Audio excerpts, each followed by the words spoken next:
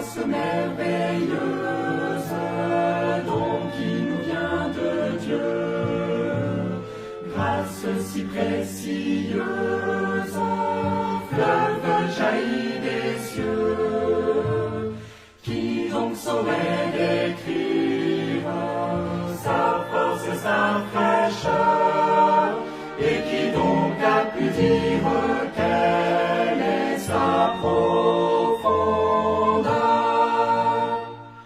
Nous n'avons qu'un seul sujet de voir, c'est la sainte croix divin sauveur.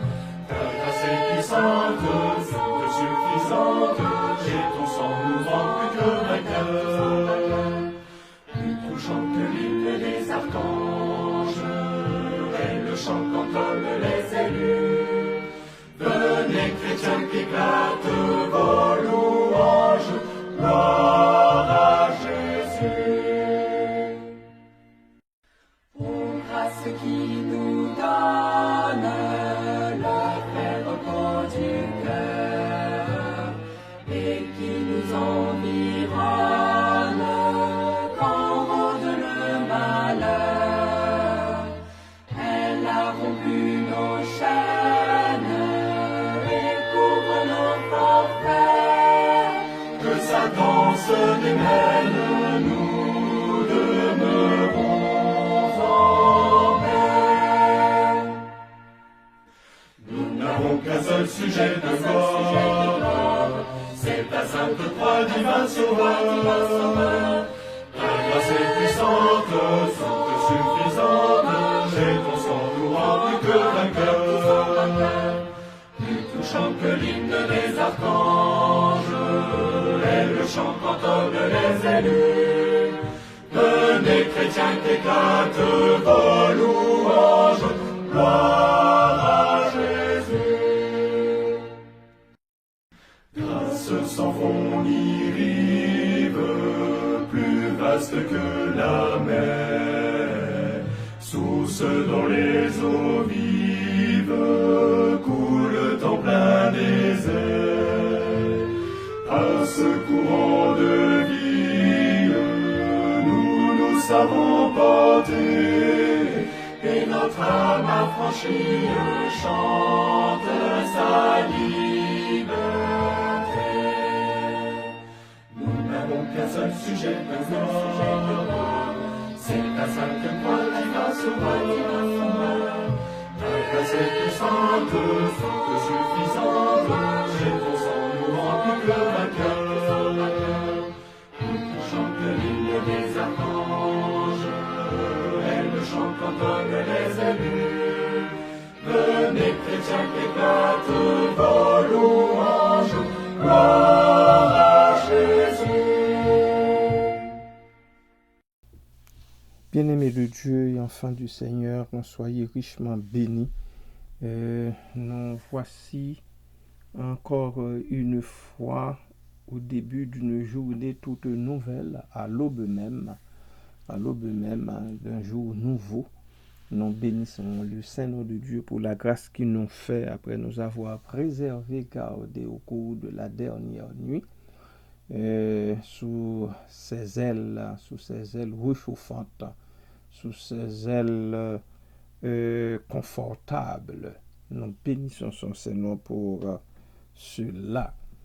Je vous emmène aujourd'hui en Colossiens chapitre 2, où je vais vous parler, commencer à vous parler de la divinité incarnée en Christ, source de sagesse. Et sans tarder, je vais vous lire les versets 1 à 3 qui introduisent ce chapitre. L'apôtre Paul qui écrit ce texte dit « Je veux, en effet, que vous sachiez combien est grand le combat que je soutiens pour vous, et pour ceux qui sont à Laodicée, et pour tous ceux qui n'ont pas vu mon visage en la chair, afin qu'ils aient le cœur rempli de consolation, qu'ils soient unis dans la charité et enrichis d'une pleine intelligence pour connaître le mystère de Dieu, savoir Christ, mystère dans lequel sont cachés tous les trésors de la sagesse et de la science. Voilà et comment l'apôtre a-t-il introduit ce chapitre dans lequel il nous parle de la divinité incarnée en Christ, source de sagesse. La confiance est la force de conviction, de même qu'une unité cohésive produisent une pleine compréhension de la vérité. En fait, il ne peut y avoir de connaissance parfaite sans un engagement moral. La pleine intelligence dont l'apôtre parle ici, vient d'un mot grec syneseos,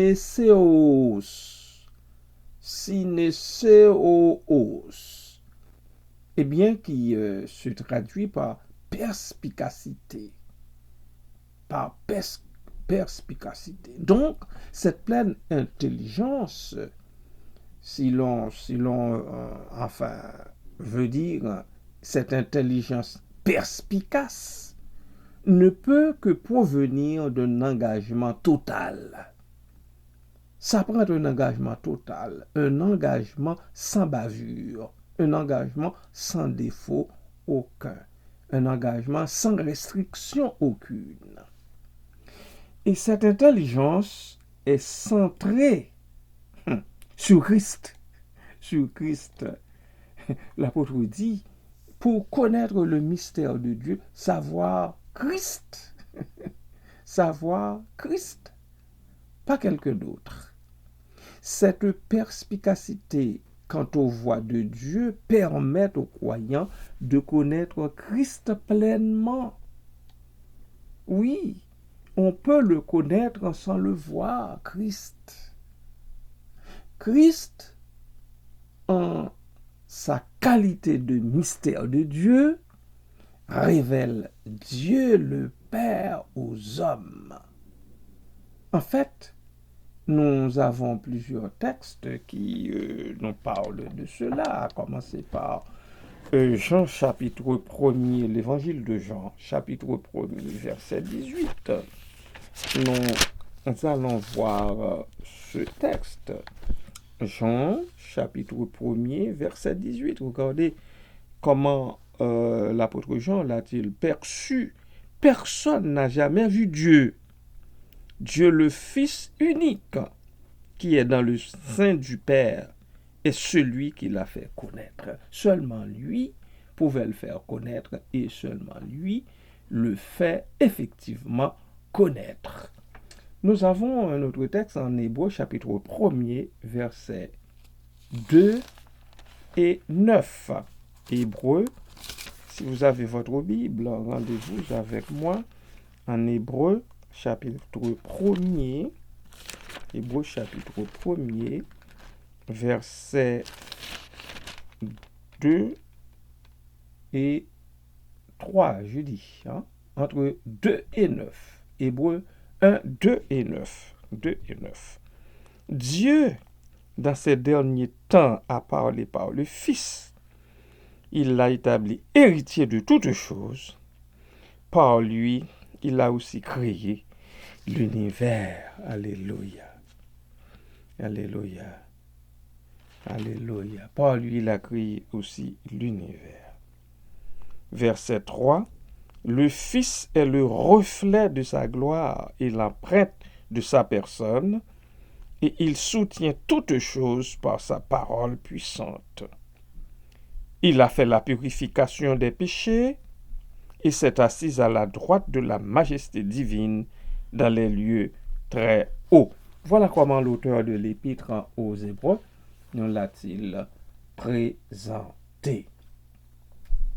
Car en lui sont cachés, Colossiens chapitre 1er, verset 26, Colossiens chapitre 1er, verset 26, déjà, l'apôtre Paul le dit, le mystère caché de tout temps, et dans tous les âges.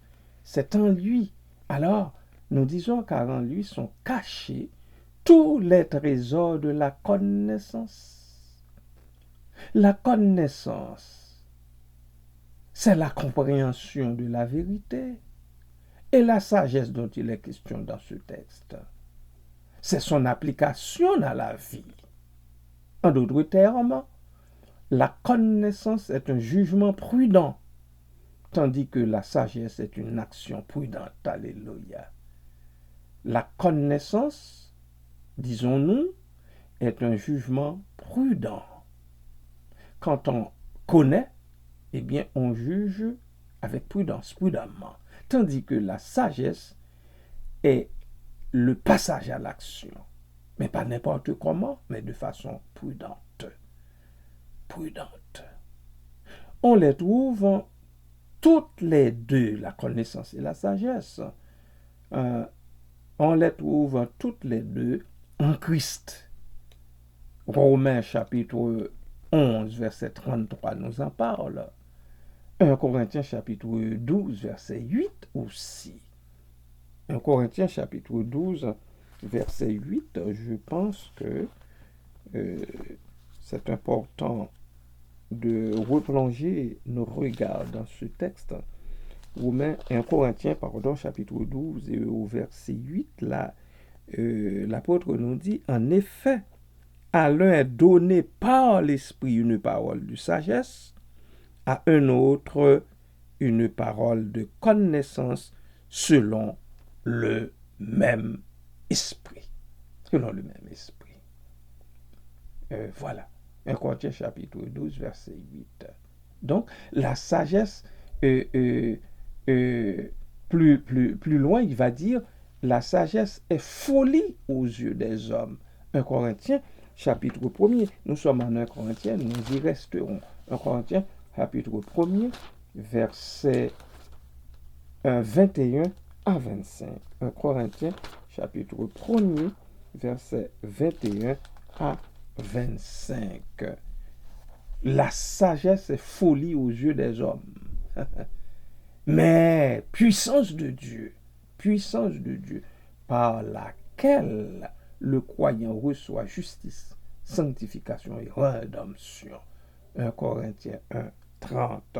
Nous allons lire ce texte. À partir du verset 18, je commence 1 Corinthiens. Car la prédication de la croix est une folie pour ceux qui périssent. Mais pour nous qui sommes sauvés, elle est une puissance de Dieu. Aussi est-il écrit, je détruirai la sagesse des sages, et je rendrai nulle l'intelligence des intelligents. Verset 20. Où est le sage? Où est le scribe? Où est le raisonneur de ce siècle?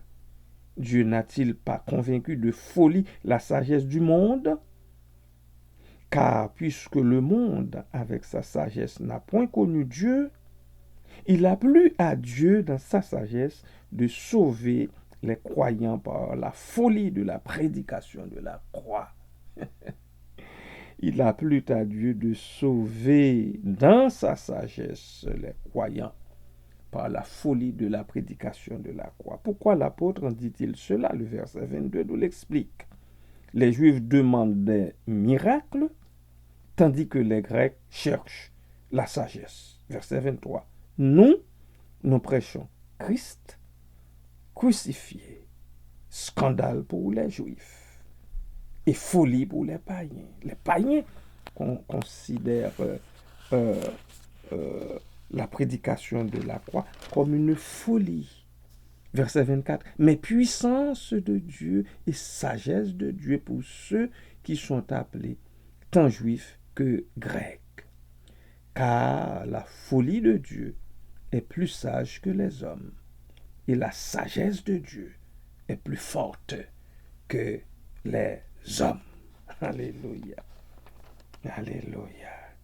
Vous savez, c'est que les Grecs, les philosophes avec lesquels l'apôtre Paul discutait en son temps, eh bien, à un moment donné, ils eurent à lui dire, écoutez, Paul, est-ce que ton grand savoir te rend fou?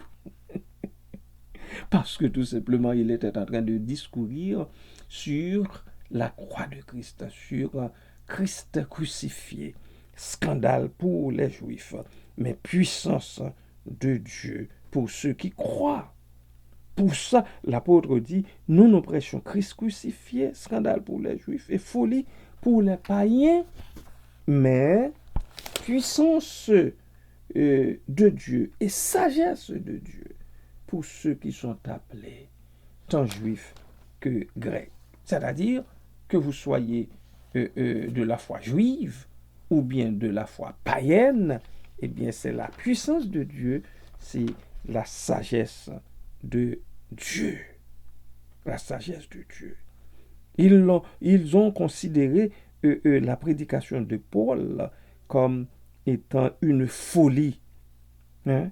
La prédication de la croix est une folie pour ceux qui périssent. C'est pour ceux qui périssent qu'elle est une folie. Mais pas pour les bien-pensants. Pas pour les croyants. Pas pour les sauvés. Mais pour nous qui sommes sauvés, elle est une puissance de Dieu. Alors, c'est pour ça que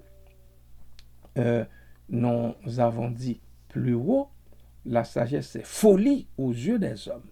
1 Corinthiens 1, 21 à 25, mais puissance de Dieu par laquelle le croyant reçoit quoi? Justice, sanctification et rédemption. Selon 1 Corinthiens chapitre 1er, verset 30. Verset 30. Or, c'est par lui que vous êtes en Jésus-Christ, qui, par la volonté de Dieu, a été fait pour nous sagesse, alléluia, justice, sanctification, rédemption. D'où le cantique que nous aimons tant chanter. Jésus-Christ est ma sagesse, il éclaire mon chemin. Alors, à un moment donné, l'auteur va nous dire, c'est Rubens Science, je crois. Jésus-Christ est ma justice. Jésus, en payant ma dette à grand prix, m'a racheté. Jésus-Christ me sanctifie. Jésus-Christ, alléluia.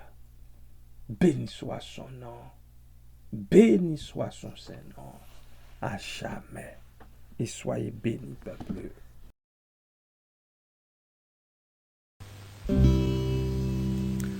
Ô Jésus, ta présence est si douce à mon cœur, parlant d'amour, de clémence, pour moi, pauvre pécheur, disant à l'âme docile, au cœur chargé, travaillé, mon joug est bien facile et mon fardeau léger. Oui, Seigneur, ton joug est aisé, ton fardeau n'est-il pas léger?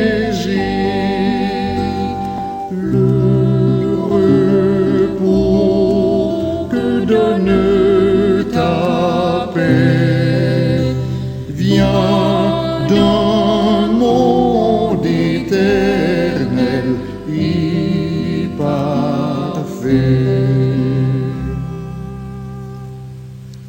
Ô Jésus, ta tendresse est si douce à mon cœur, dans les moments de tristesse, tu vas sécher mes pleurs.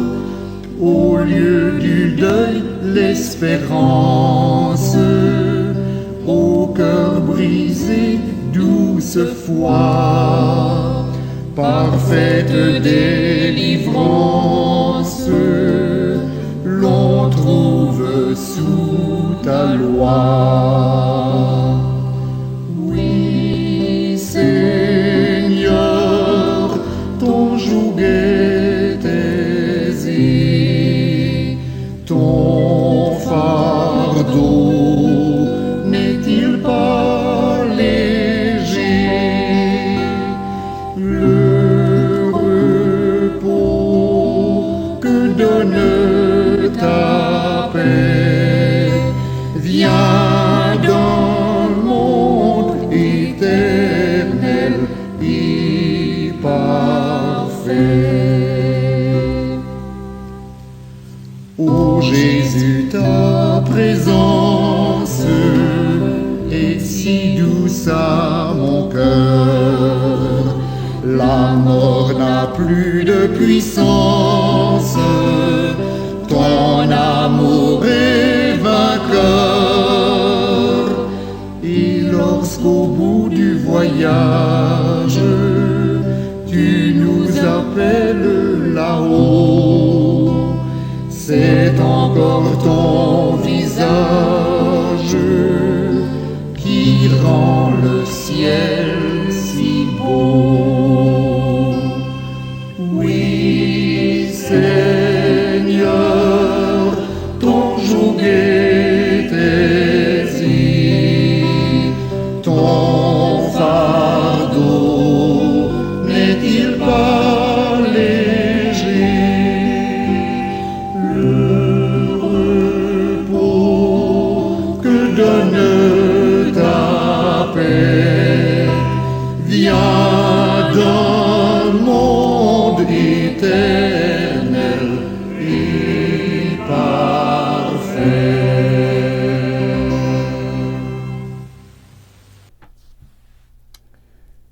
Seigneur éternel, Dieu trois fois saint, toi qui es adoré et glorifié au ciel et sur la terre en tout temps et à toute heure. Ô Christ Dieu, qui est la patience, la compassion et la miséricorde même, toi qui aimes les justes, qui prends pitié des pécheurs et qui appelle tous les hommes au salut par la promesse des biens à venir, accueille, nous t'en supplions, nos prières en ce début de jour, Seigneur, et conforme notre vie à tes préceptes divins. Merci, Seigneur. Merci de sanctifier nos âmes, de purifier nos corps, de rectifier nos pensées et de nous rendre victorieux de l'épreuve et de l'affliction. Merci, Papa. Protège et bénis-nous afin que, guidés et secourus par ta main charitable, nous parvenions à l'unité de la foi et à la connaissance de ta gloire sublime. Merci, Seigneur. Merci, Seigneur, parce que tu t'es incarné pour que nous ayons la vie, nous qui te connaissons, qui t'acceptons comme Seigneur et Sauveur, chacun pour soi personnellement. Merci Seigneur, merci Jésus, merci Papa, merci, toi qui es source de sagesse, toi Seigneur qui est notre rédemption, notre justice, ô Seigneur, notre sanctification, parce que, ô Dieu, tu nous sanctifies. Merci parce que tu as payé la dette pour chacun et chacune de nous. Merci Père, merci Papa. Seigneur, je veux te remettre les bien-aimés qui sont malades dans leur corps, ou bien qui ne se sentent tout simplement pas bien parce que le système refuse de fonctionner comme avant. C'est le cas de notre sœur Mona, Seigneur. Pose ta bonne main sur cette femme, sur son enfant, son fils, Seigneur. Sois avec chacun d'eux. Merci parce que jusqu'ici, tu les gardes, tu les soutiens, tu veilles sur eux. Tu donnes à Mona de pouvoir, ô Dieu, élever son fils, Seigneur. Quand elle nous montre combien petit était-il, comme à peine si le corps de ce petit être pouvait équivaloir à une poignée de main. Mais maintenant, c'est un jeune homme, c'est un grand garçon. J'en bénis ton Saint-Nom pour Morgui, Seigneur. Je bénis ton Saint-Nom pour cette jeune femme qui élève seule son fils. Elle a besoin de toi, elle a besoin d'être soutenue par ta grâce. Je la remets entre tes mains. Sois avec elle et sois avec Morgui. Oh Dieu, 3 fois saint. Merci, Papa, pour cela. Papa, j'en profite pour te recommander ma sœur Marjorie Dumas avec son fils, qu'elle élève seule aussi. Pose ta bonne main sur ma sœur Marjorie Dumas, Seigneur, et sur son fils que tu connais tellement bien. Fais-leur grâce et miséricorde, Dieu 3 fois saint. Papa, vois ma sœur Kitli Boireau, Seigneur, toute la famille, son mari, les enfants, Seigneur, les 2 filles, le jeune garçon, Seigneur. Pose ta bonne main sur chacun des membres de cette famille et fais leur grâce et miséricorde, ô Dieu. Merci, Père. Ma sœur Nirva est devant toi, Seigneur, qui me dit qu'il y a de plus en plus de cas de Covid dans son unité de soins, Seigneur. Faut-il que ces bien-aimés, ces infirmières, ces infirmiers, ces préposés aux bénéficiaires, Seigneur, faut-il qu'elles travaillent, ces infirmières? Faut-il que ces préposés aussi gagnent leur pain à la sueur de leur front, oh Dieu? Il faut-il, Papa, que les infirmières auxiliaires, Papa, vaquent à leur occupation pour pouvoir, oh Dieu, répondre à leurs besoins? Alors, Père, je t'en supplie, dans le nom de Christ, de les préserver, de les garder de tout mal, de leur garder de façon particulière de ce mal affreux, Seigneur, de ce virus qui ne cesse, ô Dieu, de faire parler de lui à travers le monde. Pose ta bonne main sur ces bien-aimés, sur les médecins aussi, sur, oh Dieu, tout le personnel de la santé, toute personne qui entre et qui sortent des hôpitaux. Sois avec eux, oh Dieu, soutiens-les dans ta grâce.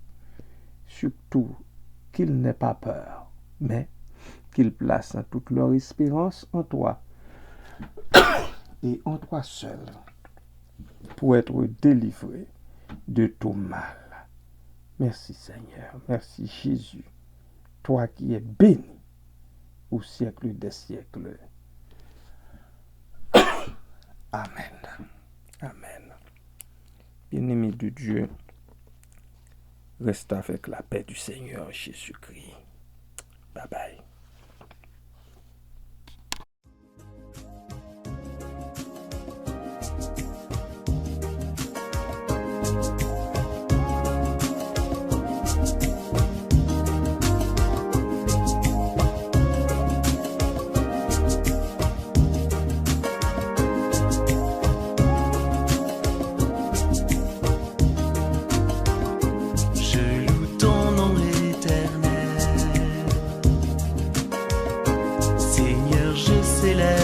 ta bonté.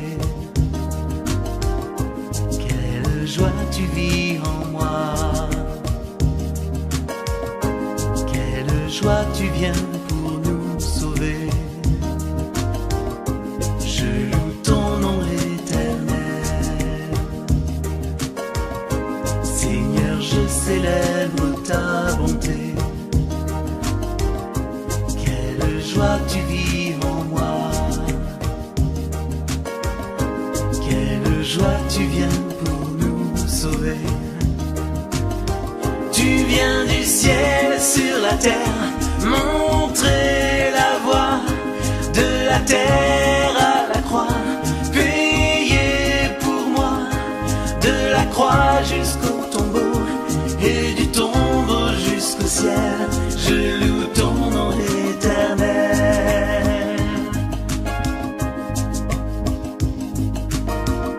Je loue ton nom éternel. Seigneur, je célèbre ta bonté. Quelle joie tu vis en moi. Quelle joie tu viens pour nous sauver. Tu viens du ciel sur la terre, montrer la voie de la terre à la croix, payer pour moi de la croix jusqu'au tombeau et du tombeau jusqu'au ciel. Je loue ton nom éternel.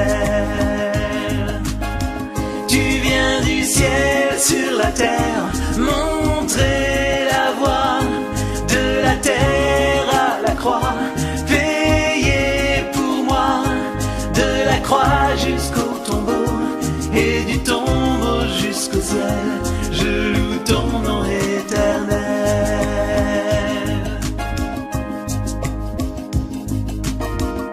Je loue ton nom éternel.